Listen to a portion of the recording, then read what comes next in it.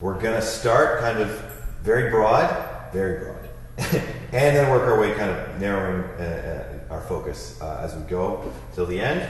So why lift left? Let's start with an even broader question than that, actually. Why fitness at all? You know, we're living through a world historic pandemic, war in Ukraine and Yemen, the 6th planetary mass extinction event, which is true, by the way, runaway inflation, runaway global warming, runaway world historic wealth gap, and a looming global economic collapse. We've got other things to worry about, right? There's no point being fit as a fiddle when the world is burning, right? Wrong. Fake news. At the risk of sounding like Jordan Peterson, sometimes improvements at the individual level is what makes us capable to take on the world, as it were. Our mission is to help members become capable, formidable, and look damn good doing it. Lift Lab is for people who have bigger goals than simply getting their activity in for the day. We take a systematic and scientific approach to restoring your body to peak functionality through body recomposition, sleep hygiene, mobility, joint stability, nutrition, and recovery protocols.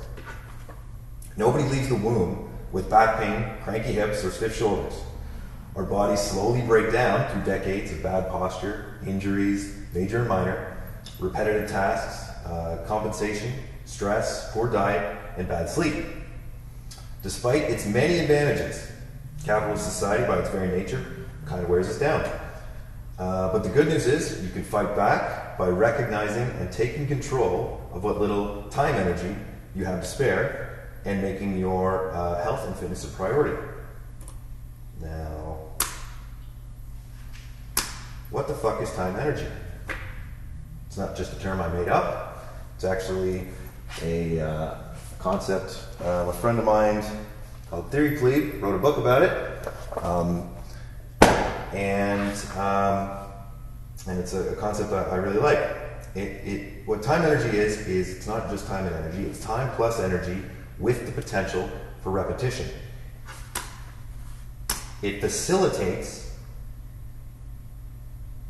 productive and regular bouts of time and energy geared towards achieving some long-term goal or form of self-improvement.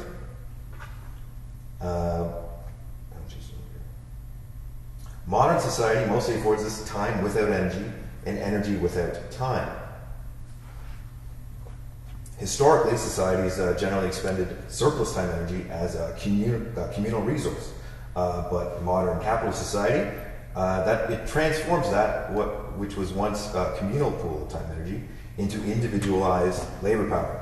In other words, your ability to be productive becomes a commodity on the market, where workers are forced to compete with each other when previously they would work collectively for some project that benefited everyone.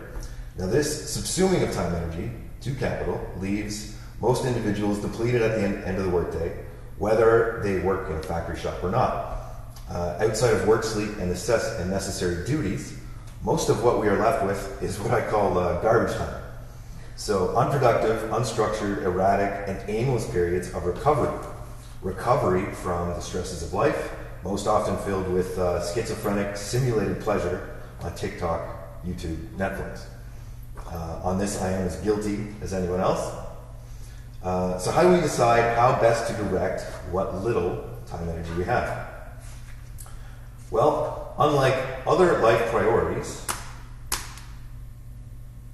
fitness, and specifically the approach to fitness I will outline today, is the one area that has the potential to have a positive cascading effect on all other aspects of life that you want to explore or improve.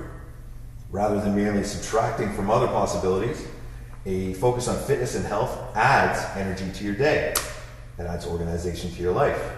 Discipline, it adds focus, physical stamina and ability, confidence and self-efficacy. And finally, it builds the kind of intrinsic motivation we learned about last time from Ashley. The kind you can use to sweep away the most wasteful and counterproductive behaviors of your life, which serve only to keep you stagnating and unfulfilled. I'm sure you can think of some of these behaviors. At the individual level, the prioritization of fitness and health is the best life hack for securing genuine, relative time energy you never thought you had access to. Suddenly, what little time you do have has more energy with which to engage in more long-term projects, like learning skills, reading books, reading theory, passion projects, organizing with others for mutual benefit. All right, now we'll get into a little more fitness theory here. So training versus exercise. So you've made the decision to get in shape and improve your overall health. So what do? There are 1,000,001 different answers out there, and most of them are pretty suboptimal, especially given what we want to accomplish and the time energy constraints most people face. You need to get the most bang for your buck. So enter Lift Lab. Before picking up your first dumbbell, we must understand the difference between exercise and training. Exercise is physical activity done to elicit immediate physiological effects of a single workout for how it makes you feel today. So activating muscles, elevate the heart rate, getting hot, sweaty, and tired, increasing endorphin production, burn calories, have fun, take a selfie after. That's exercise. It is not undertaken for the purpose of systematically and progressively solving a problem or reaching a specific goal. Before I move on though, let's be clear, there's nothing wrong with exercise. Exercise is good. Training, however, is the process of accumulating consecutive physiological adaptations designed specifically to produce a desired outcome. Whatever the goal, the principle is the same. Determine where we are now. So, for example, on day one, you're going to come in here for a client, or we'll test for your strength, your mobility, your flexibility, see if there's any dysfunction going on. And two, we'll next determine where we want to be, specify the goal. Then we'll design a program to be executed over time to reach that goal.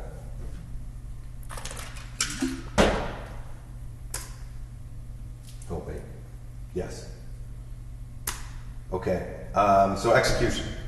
Now that we have a specific goal and plan in mind, we can set about accomplishing our goal by borrowing from one of the main principles of evolution, or biology, I should say, the stress recovery adaptation cycle. If your goal is to get a nice golden brown suntan, for example, but your starting point is, let's say, Brie in the winter. What's going to happen? What's going to happen if you head over to Palm Beach Megatan across the street and jump straight into the mega bed for 20 minutes? What's going to happen? Burnt Brie. Burnt Brie, right. You're going to have a bad time. Not only will you acquire a very deep and painful burn, you won't be able to physically move for a week, and you won't be able to tan for 2 weeks. So the level of UV ray exposure needs to be proportionate to your current pastiness. Right, so question to you guys. What if instead of scorching yourself on day one, you dutifully and responsibly go outside at lunchtime every other day in the summer, lie on your back for 15 minutes, flip over, and lie on your stomach for another 15 minutes, and how will you look at the end of the month doing that? Probably much better than crispy burnt Brie. Wrong.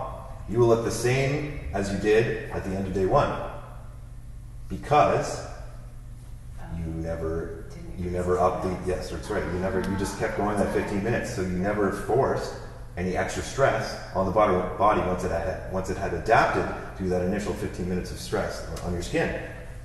So yeah, the same principle applies to training. Stress needs to be appropriate to where you're at now, but it should push you out of your comfort zone just enough to be able to recover in due time, thereby successfully adapting to outside stress, but at a higher level than last time. And then you repeat the cycle. This principle is as true for strength training as it is for flexibility, endurance, mobility, or dieting. One of the main errors made by novice gym goers is doing advanced programming from their favorite fitness influencer or bodybuilder, jumping right in.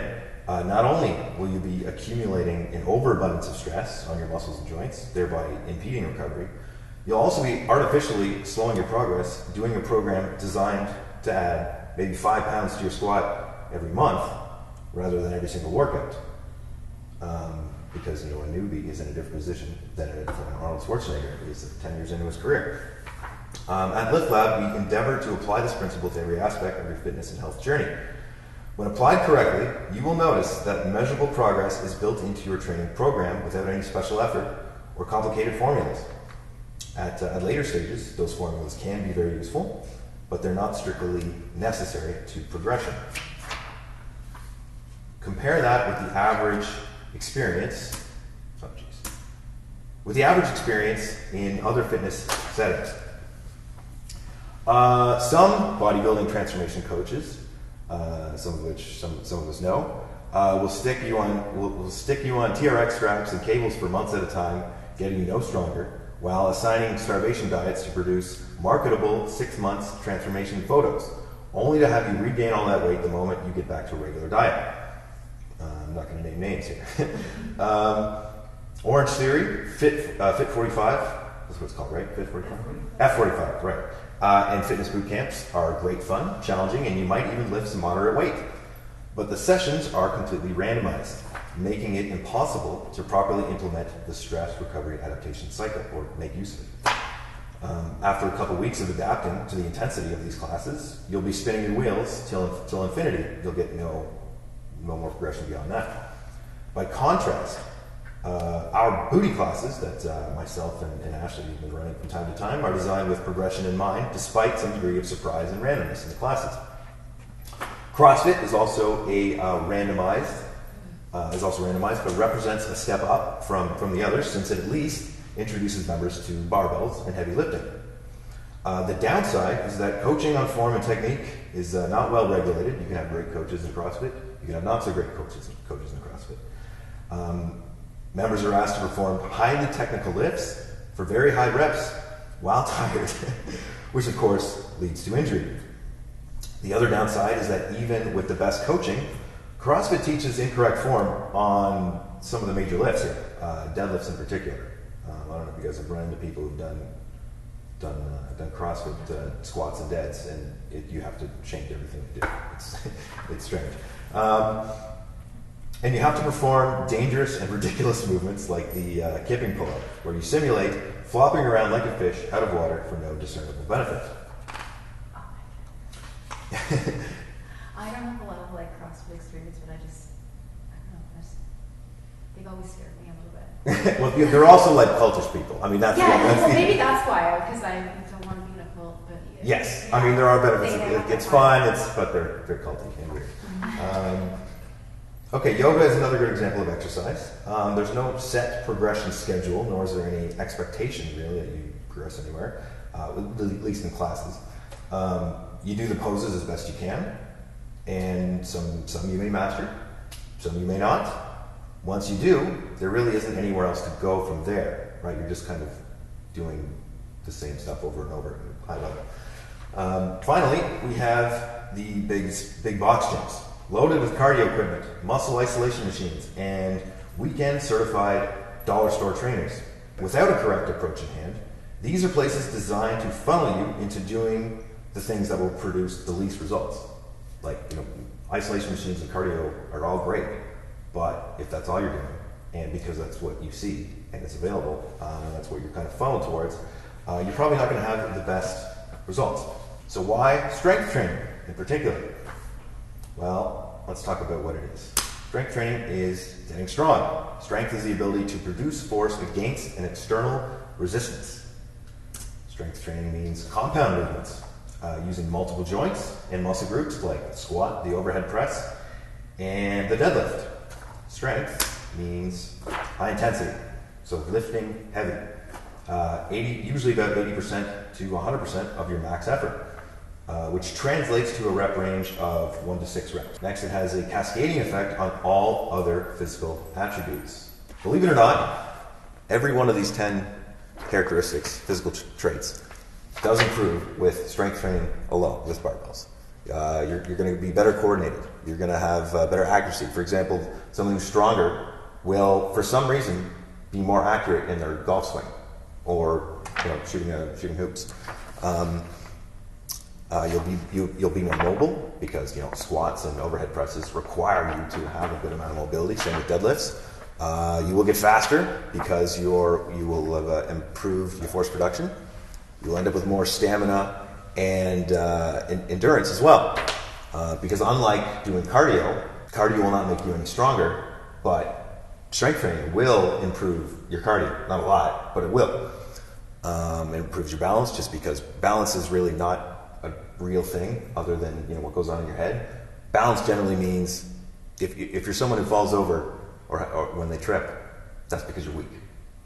Strong person doesn't have balance issues. And the rest are self-explanatory. Health effects. It improves hormone regulation.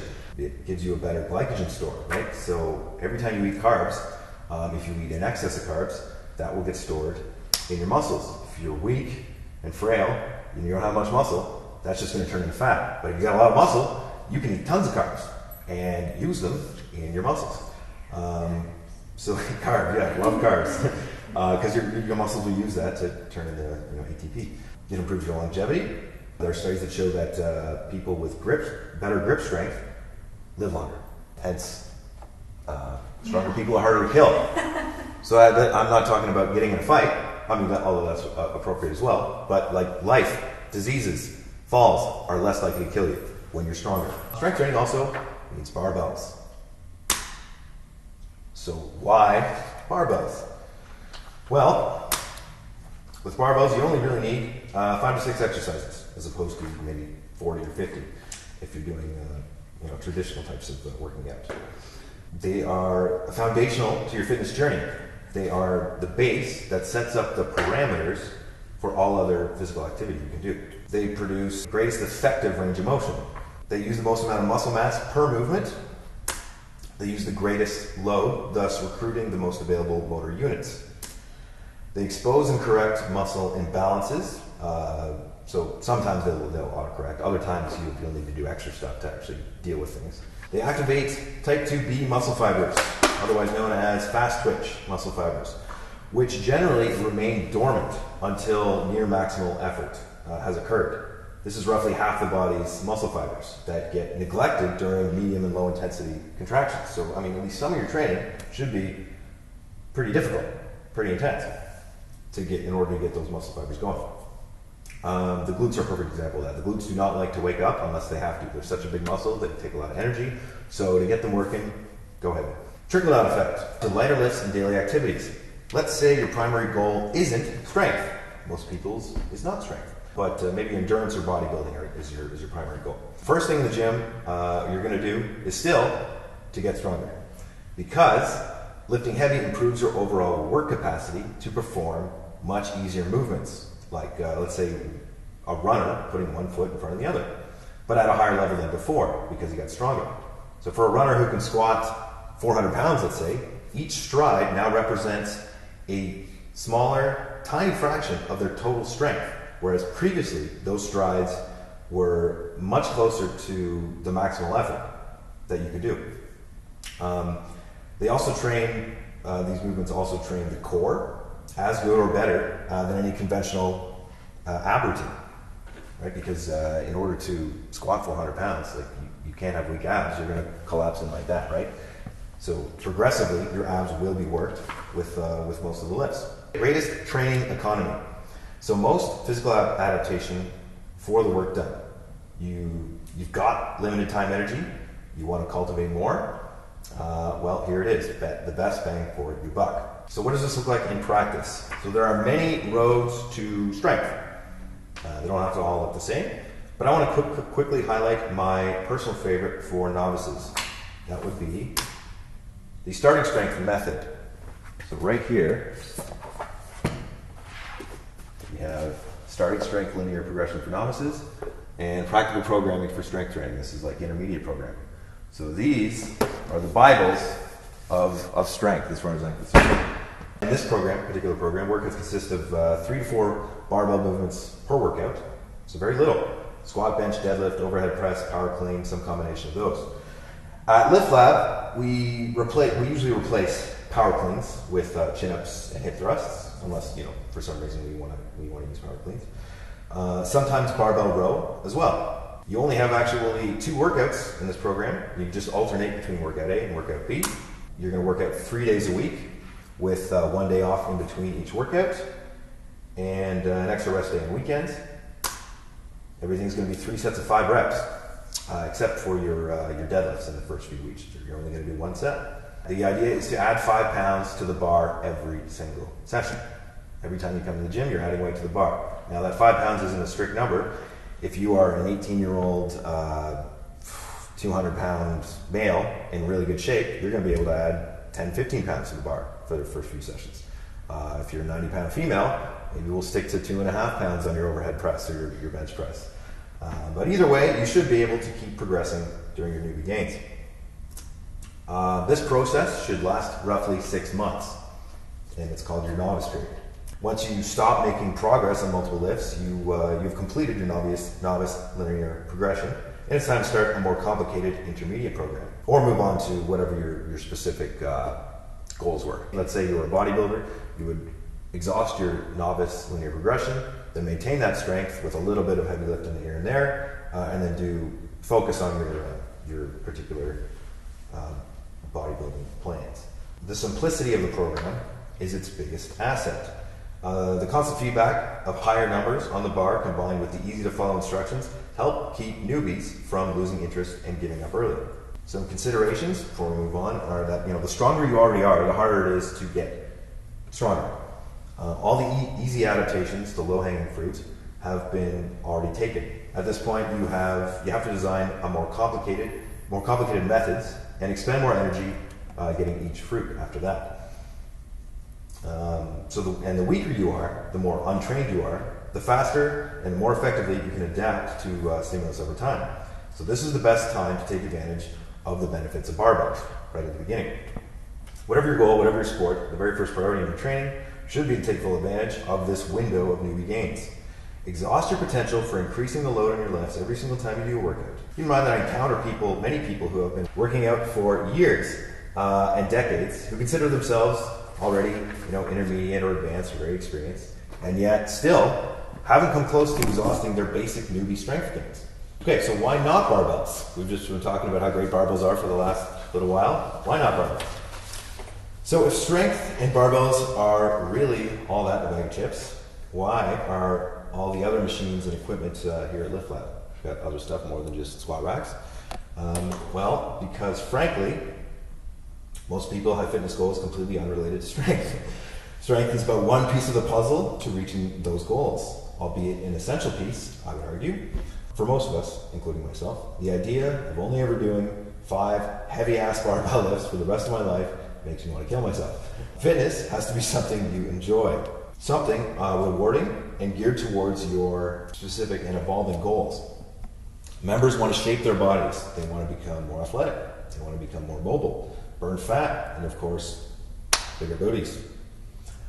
Variety is the spice of life, and Lift Lab tries to offer as much of it as possible, given what little space we have. So unless you're training in your garage, for most people, most of the time, workouts ought to feature more than just barbells. Take the therapy zone. On the surface, these items play no role in an individual's strength progression, but in reality, of course, they do. Can I do a set of 20 belt squats over there without first spending 5 minutes rolling out my quads with the lacrosse ball? Technically, yes, I could, but most of the time, it feels like childbirth unless I've released some tension first. These tools help keep us functional enough to do the work. They are not replacements for massage or physio, but boy, can they help in the short term if you know what you're doing. So the Theracane, for example, the Peanut, which is 2 balls in one, foam rolling. I don't know about you guys, but I can't squat at all without pain unless I do that stuff first. Or get on the So Right, great for tight hips. As registered massage therapist and friend of the lab, Greg Moss explained in our interview that I posted a couple weeks ago, not everyone is equipped with the mobility or function to actually perform some of the barbell lifts on day one. So instead of trying to jam a square peg in a round hole, Members should begin working at the end of their functional range and progress gradually towards the optimal position through various means. Again, using the stress recovery adaptation, but for different kinds of things other than just strength. Why the leaderboard? So see the leaderboard right up there. There are 3 boards. We got men, women, and trainers. Women get a 1.2 times final score multiplier, and that's because originally I had it at 1.4 because for upper body strength, men are about 1.4 times stronger than women on average. But when you combine that with the lower body strength, which is actually much more equal to men, especially average men, 1.4 is way too much of a jump. So 1.2 I think is more reasonable to even out the scores. Lab receive a score out of 200. It consists of your combined strength totals on the 6 big lifts divided by body weight and measurement ratio. So the strength indicators that we track are squat, bench, deadlift, overhead press, hip thrust, and chin up. These 6 exercises are the best indicators for your personal fitness progression. They cover the entire body. To be able to do them well, you need a degree of mobility. They have the most carryover to real life. They can be progressed the longest over time.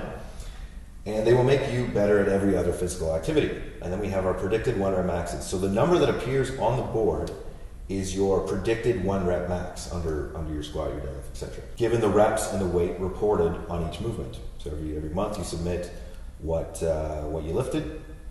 I do not recommend you test your 1 rep max by yourself. That can be very dangerous. So do not just go as heavy as possible for 1 single rep. We can just use a predicted 1 rep max, doing maybe a heavy set of 5 or 8 or whatever. Next, we're going to divide the body weight and waist to hip ratio for women and waist to chest for men. The reason the measurements are different for men is because men are at a large genetic disadvantage when it comes to that ratio. Naturally boxier hips, which is why we measure around the chest for men. Also, chest measurements for women would be very silly because being busty is no indication of fitness. These measurements help promote aestheticism in addition to health benefits, which I'll outline in the next section. Members are anonymous on the leaderboard. This allows for the more competitive-minded members to gauge their rank and see where they need to improve. At the same time, members who are shy or afraid of judgment are offered the comfort of anonymity while still being able to compete with themselves, even if they don't want to compete with others. Social comparison is a natural human instinct. We are social animals. It's literally wired in our brains. Instagram wisdom dealers tell us to focus on yourself and don't compare yourself to others. This is true to an extent. Fixating on the differences between yourself and others will indeed cause depression. But it's equally absurd to pretend that you can get rid of this all entirely, especially in a society organized around individualism and competition for resources and status. Do not fixate on others, but don't beat yourself up for doing what our brains are designed to do. Encourage progress. The leaderboard helps keep trainers and members accountable to their stated goals. If you're not making progress in the gym, the numbers will show.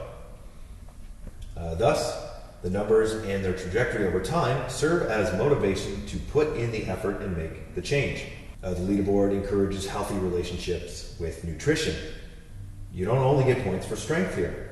I designed the leaderboard so that poor nutrition habits will also be reflected in your score. This also helps let us lab techs determine if you've been lying to us or not about what you're doing at home. All right, why hip to waist ratio? Waist to hip ratio is determined by measuring the circumference of the narrowest part of your waist, which is above the belly button, and dividing it by the circumference of the widest part of your hips. The lower the ratio, the better the score. Traditional fitness diets and fat loss programs often put all the focus on BMI and tracking the scale. In the context of strength training, this approach can be both misleading and counterproductive. Most trainees we see are looking for fat loss. So when 1 month into training, they see a number on the scale jumped 3 pounds up instead of down, they're going to panic. Tracking waist and hip measurements allows us to show clients that the scale can sometimes be a poor indicator of progress. When we show them that they already lost an inch on their waist and gained an inch on the booty, then they come to understand that the limitations of fixating on body weight alone. While tracking weight has its uses, at Lift Lab we instead place emphasis on body composition, as studies reveal a strong link between waist to hip ratio and several health indicators, because bad fat, aka visceral fat, is stored around the midsection. BMI does not take this into account. Technically, someone can hold excess subcutaneous fat, the kind that's evenly distributed around the body, and still be quite healthy. But a focus on improving this ratio will not only improve your health and physical resilience, you will get the side benefit of being more attractive, which we'll talk about in a minute. So why glutes? Why are we a booty gym? Lift Lab is the best place in town to train glutes, period.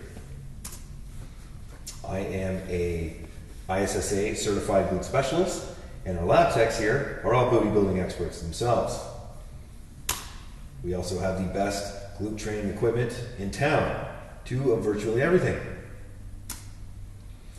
The glute training system is the best booty building program in the world, according to science, according to me. Every one of our clients, male or female, is going to grow a bigger booty, whether they like it or not. And they're going to hip thrust. Booty training brings in the dollars. I started marketing booty training a few years ago, and it was a big, round success financially, taking up the majority of my clients at one point.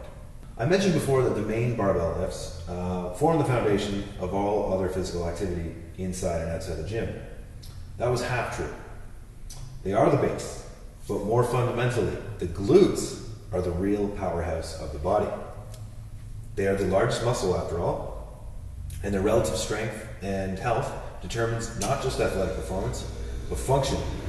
They are kind of the captain of the ship of the lumbo-pelvic hip complex, which is all the muscles and bones around here, because they are the biggest. So when you have weak underactive glutes, everything else that you see here tends to go awry, and you end up with hip pain, back pain, bad posture.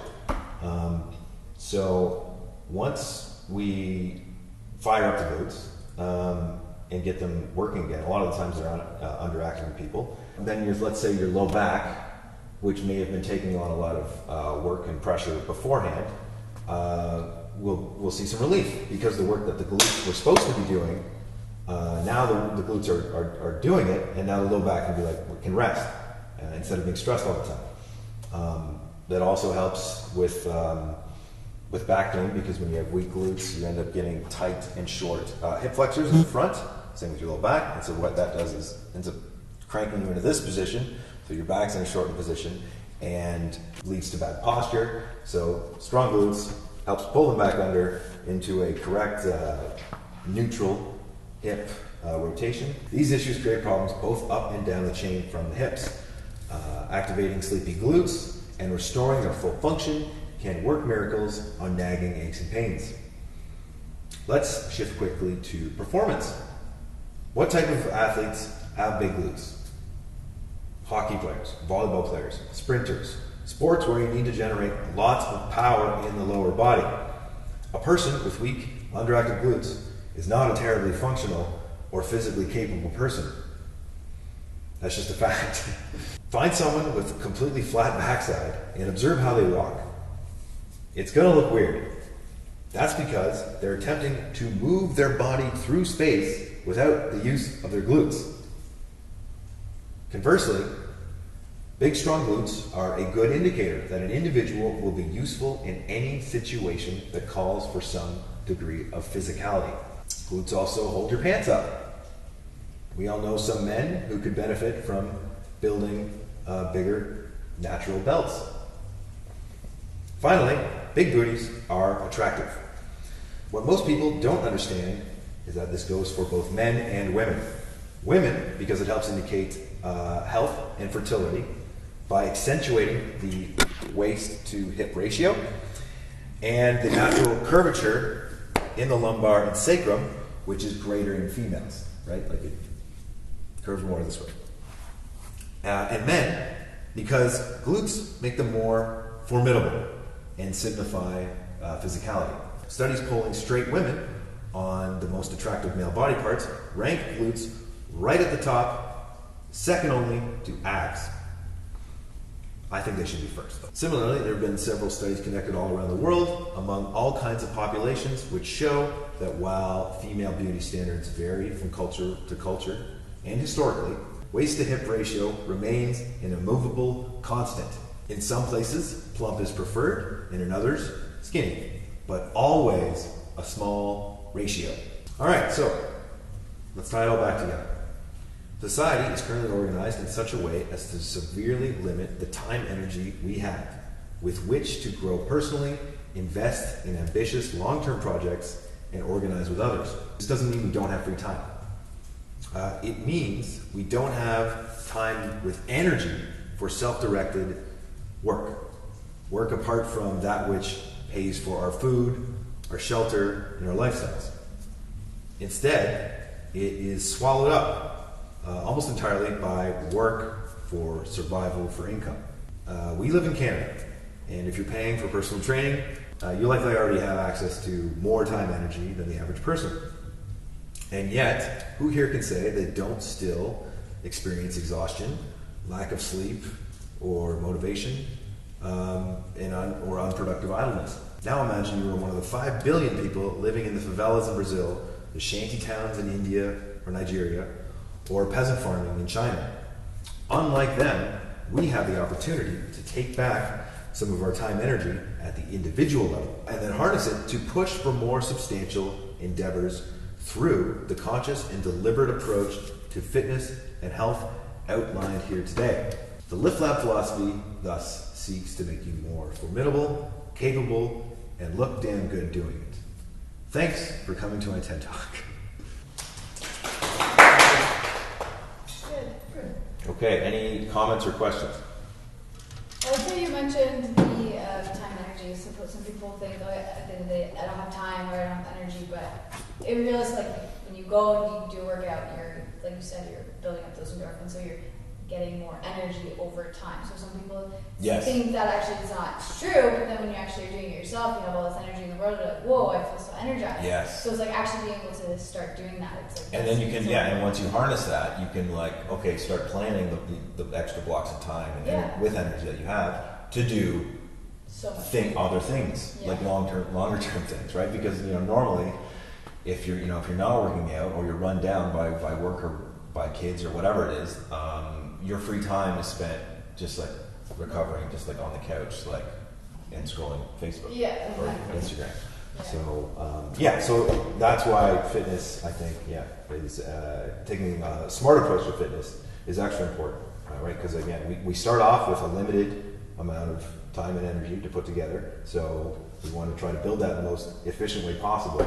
Otherwise, we're kind of almost wasting a little bit of time. Yeah, exactly. Yeah. Anything else?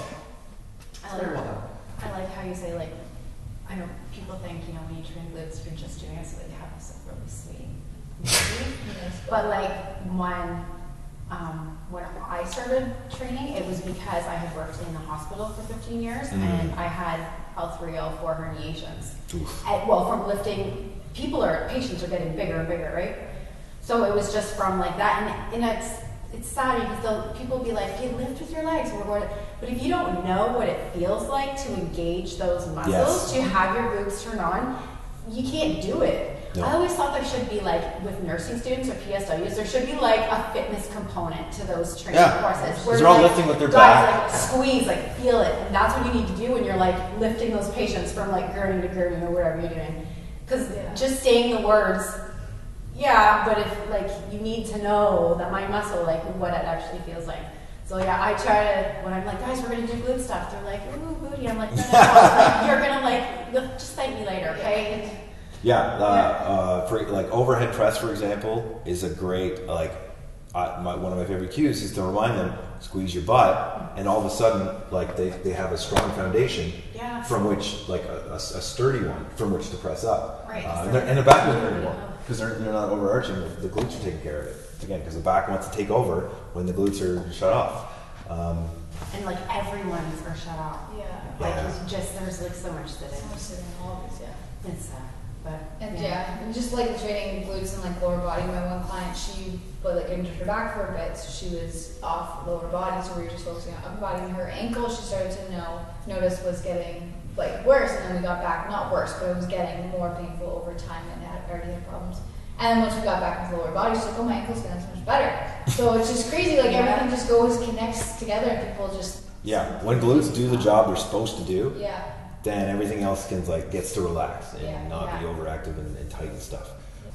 Another important thing, like I said, like activating the glutes too is so key to do. Like you said, just rolling out, but like just having like using the big booty bands and stuff. I find they're such a great tool to actually get those muscles to warm up or wake up, because otherwise you're just jumping into your hip thrust and your quad team hamstring. Right. Because people have naturally they spend all day. Yeah. Like their body's adapting to them spending 23 hours a day either resting or standing or whatever, not really using the glutes. And they're like, okay, we'll spend 1 hour a day, just forget all that, wake up glutes, let's go. So yeah, sometimes they need a little extra.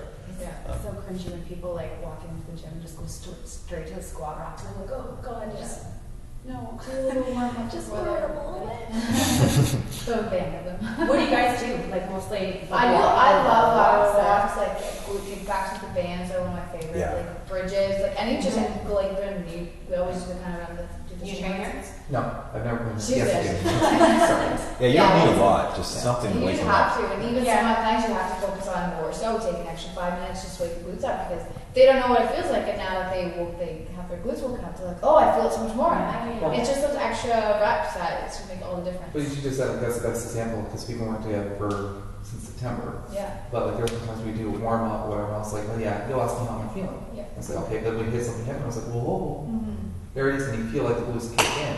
Yeah. And when I first started here, I had such a huge shift in my squat, Yeah. and I had to compensate because I had my heel coming up a lot. So getting those muscles activated properly again and focusing on technique and everything, it's improved Oh, substantially. definitely. I'm not 100%, but I'm getting closer to it, to the point where even I feel more confident to do like squats by myself now. And it's just that progression, and that's what keeps you coming back for more, because it's measurable for yourself to see it too, right? So. That's awesome. Yeah. When it clicks, and you're like, oh my god, I can feel the Yeah. difference. Yeah. Like you say, because I'm in healthcare too, and there's a lot of times like you get a resident or a patient, and you just lift. Yeah, But or when if you- you're falling and you're like, and you But don't when have you know how to time. actually set yourself and feel each thing kind of engage, so you're protecting not just yourself, but the resident or patient. Good for you. It makes a big difference. Makes a huge difference. Yeah, for when I get people on hip thrust for the first time, like I know going into it that fairly often I ask them, like I get them doing it with like, I don't know, 25, something fairly light, and I'll be like, okay, where do you feel it? And like, do you feel it in the hamstrings or do you feel it in the glutes? And they'll be like, I just feel it in the hamstrings, and it's because their glutes are not awake yet, and their hamstrings are just used to taking over, so they're just they're on. They're just being like, this is our job. You know, don't worry about the glutes. So yeah, we'll get them to do something to maybe stretch out the hamstrings, calm them down, use the ball, whatever it is, and then maybe do some more glute activation. And all of a sudden, oh, it feels different, it feels right. So yeah, very, very important thing. Like everything in modern society is basically designed for us to not use our glutes, so we have to fight against that. Yeah, be really intentional because it's easy to overlook them. Mhm. Awesome. Thanks, Stephen. Thank you. Yeah, that's All right, thanks guys.